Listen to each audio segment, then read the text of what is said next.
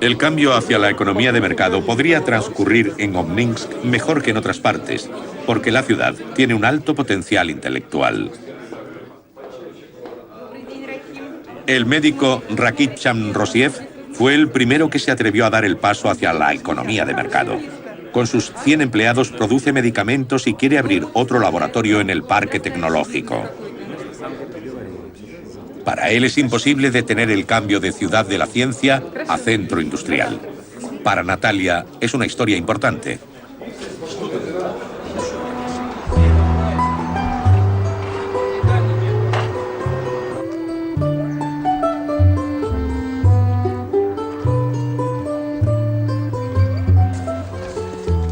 Anatoly piensa que centrarse en el sector industrial es un camino equivocado para su Obninsk y Rusia.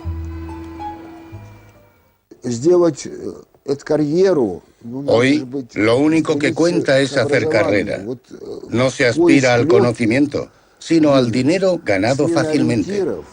Predomina un sentimiento total de consumismo y eso es un proceso peligroso.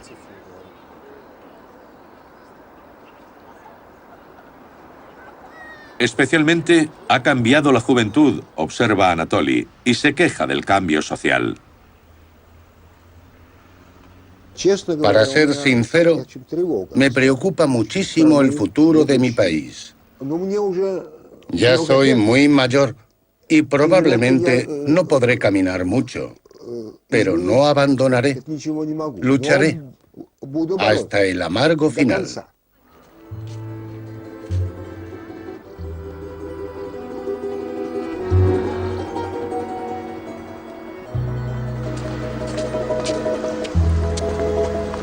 También Anatoly tuvo que pensar lo que iba a hacer cuando Yeltsin llegó al poder. Eran años de incertidumbre. Profesionalmente encontró integración en el sector de la energía nuclear. Actualmente es director de investigación del conocido Instituto de Física e Ingeniería Energética de Obninsk.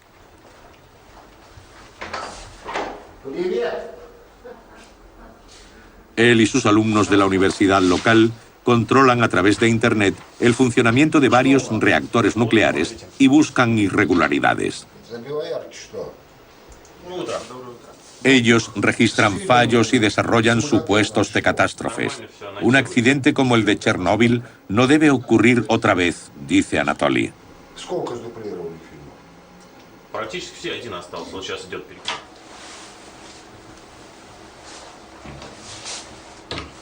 Pero la gran pasión de Anatoly es la historia de Obninsk. Trabaja arduamente para mantenerla viva. Siempre está buscando una nueva foto de los años dorados de la fundación.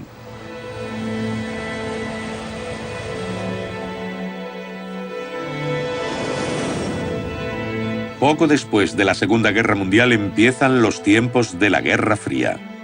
Ahora Stalin no quiere demostrar solo potencial militar. Quiere convencer al mundo de la superioridad del comunismo. Nace la idea del átomo rojo. La utilización civil de la energía nuclear debe convertir a la URSS en un estado moderno y todo el mundo debe mirar con envidia al pueblo ruso.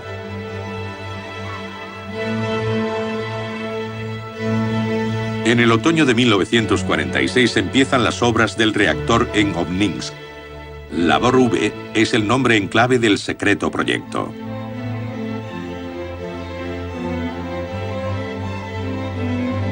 Ocho años más tarde está terminada la planta nuclear. El sueño del átomo rojo de Stalin se ha hecho realidad. El reactor se convierte en una atracción para los científicos y los políticos. Aquí se puede ver al presidente yugoslavo, Tito, cuando visitó la ciudad de Obninsk y su reactor. A su lado vemos Malenkov, quien entonces era presidente del Consejo de Ministros. Además aparece la mujer de Tito.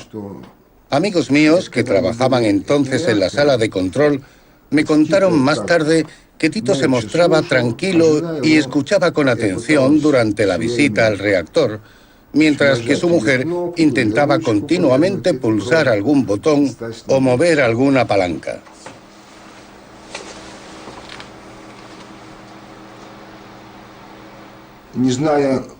Quien no conoce el pasado no puede construir el futuro y, por supuesto, tampoco el presente. Hemos dedicado unas generaciones a la investigación y si no conseguimos mantener la información, se perderá algo muy importante.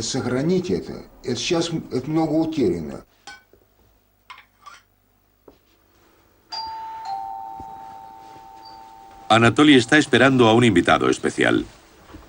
Pocos recuerdan que fueron alemanes los que iniciaron la investigación nuclear en Obninsk después de la Segunda Guerra Mundial.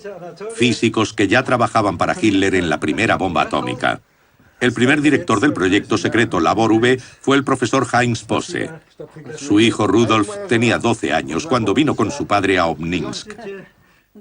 Vivíamos en el pueblo de Kleipassen. Me enteré por los niños con los que jugaba y por los compañeros del colegio. ¿Cómo? ¿Con los rusos? Mi abuelo había estado allí en la Primera Guerra Mundial. Ni siquiera tenían luz en las casas y nos llegaban noticias de que había mucho rencor, pero para nosotros lo más importante era la decisión de mi padre.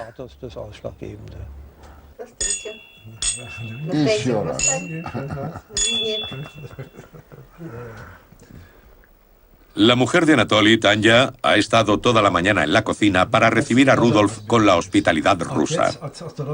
Anatoly le ha pedido que no hable solo de los tiempos pasados, pero ella insiste en el tema durante el almuerzo.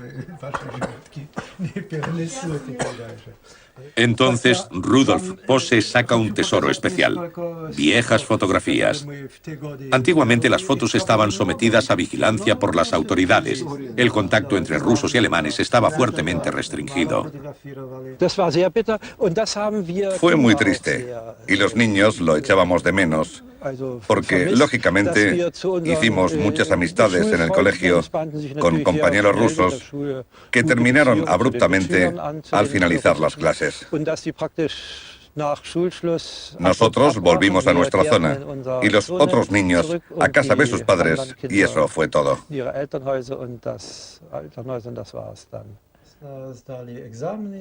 Rudolf Posse siguió los pasos de su padre. También él es físico nuclear. Habla ruso con fluidez y sigue investigando en Dubna, a 250 kilómetros de aquí. Una vocación que tiene sus raíces en su infancia en Obninsk, que entonces fue difícil en muchas ocasiones. Desgraciadamente es así. Se negó el trabajo de los alemanes. Por un lado, por la ocultación, y por otro, por el fuerte empeño de exhibir una y otra vez la capacidad propia. Solo en los últimos años se dio a conocer parcialmente y con mucho recelo. Esto afectaba especialmente a los padres. Pero también los niños nos dábamos cuenta de la situación. Lo sé.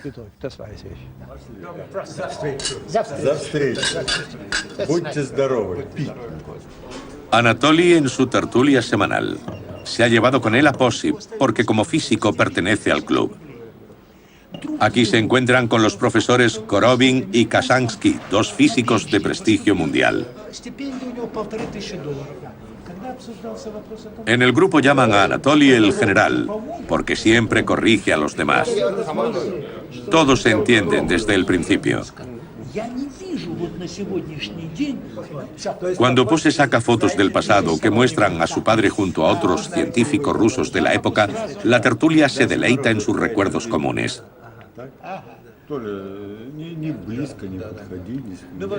Pero también ellos hablan en algún momento del presente. Antiguamente podía decir con orgullo, soy físico. Hoy a nadie le interesa esto. Ahora resulta mucho más interesante la gente que hace negocios.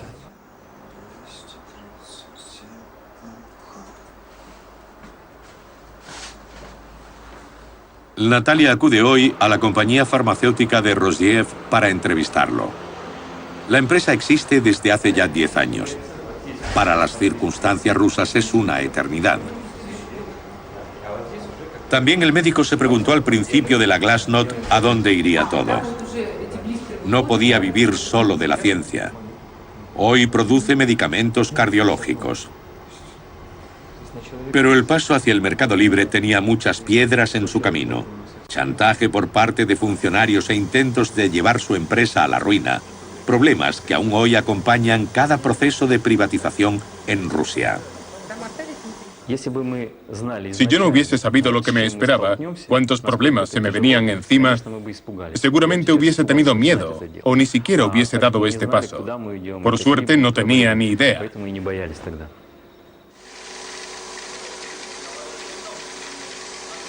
Ahora su empresa está entre las de más éxito de las que se han creado recientemente en Rusia.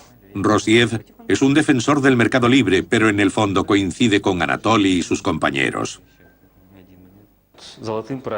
Para nosotros existe una regla de oro que es el secreto de nuestro éxito. Tenemos que recuperar los resultados brillantes de la investigación durante la época soviética y a partir de este conocimiento tenemos que desarrollar nuevas tecnologías y productos reales.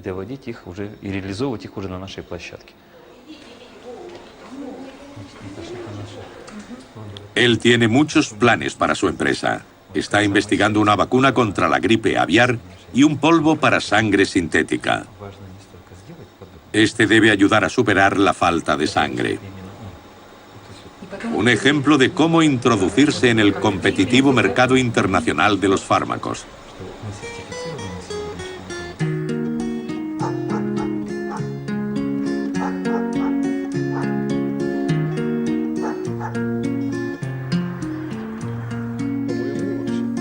Fin de semana para Natalia.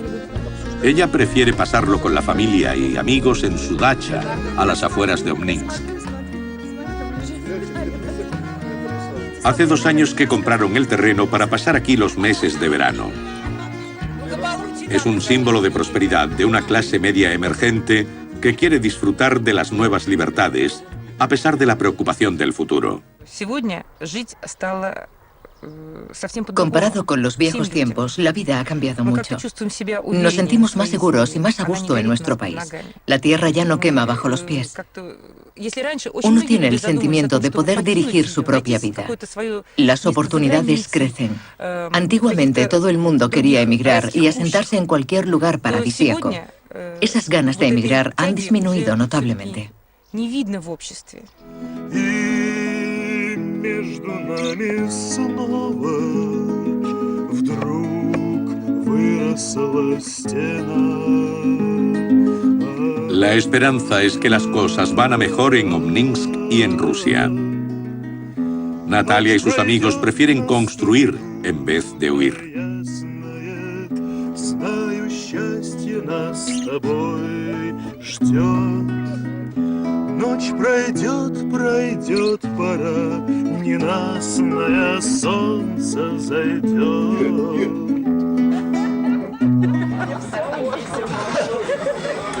En la ciudad, la hija de Natalia se reúne con sus amigos en uno de los nuevos bares. Pasan unas horas aquí antes de ir a la discoteca.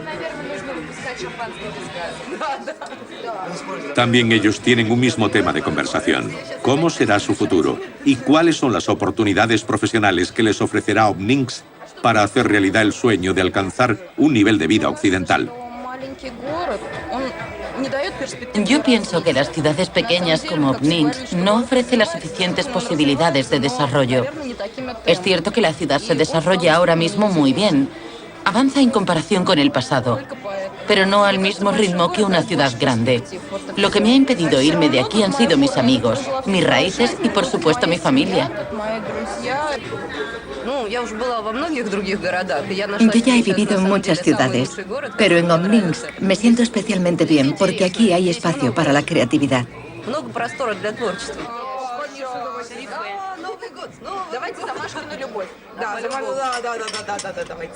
Se discute hasta bien entrada la noche cómo seguirá todo en la ciudad. Para muchos, la historia gloriosa de Obninsk es solo una observación marginal. Mucho más importante es el futuro y cómo conseguir un trozo del mercado libre.